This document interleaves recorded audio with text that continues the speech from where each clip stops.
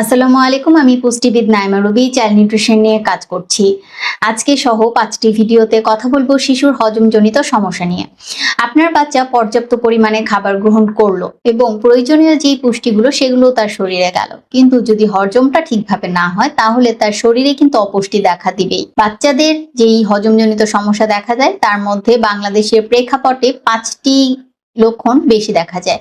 1, diarrhoea, কোষ্ঠকাঠিন্য, বমি ভাব হওয়া বা বমি হয়ে যাওয়া, পেট ফাঁপা বা গ্যাস হওয়া এবং বদহজম। আজকে কথা বলছি শিশুর ডায়রিয়া নিয়ে।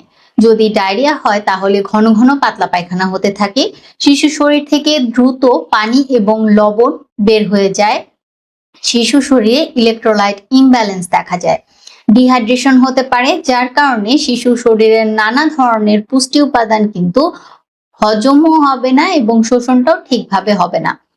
শিশুর শরীরে যদি ডিহাইড্রেশন হয় তখন জিভ শুকিয়ে যায় এবং প্রস্রাবেও কিন্তু জ্বালা পড়া হওয়া শুরু করে। শিশুর শরীরে অনেক পরিমাণে অস্বস্তি দেখা যায় এবং শিশু কিন্তু খুব বেশি পরিমাণে কান্নাকাটি করতে থাকে। একটা সময় শিশু নিস্তেজ হয়ে যায়। যদি শিশুর ডায়রিয়া হয়ে থাকে তাহলে আগে কারণটি জানতে হবে, কেন শিশুর ডায়রিয়া হয়েছে, কোন খাবারটির জন্য হয়েছে।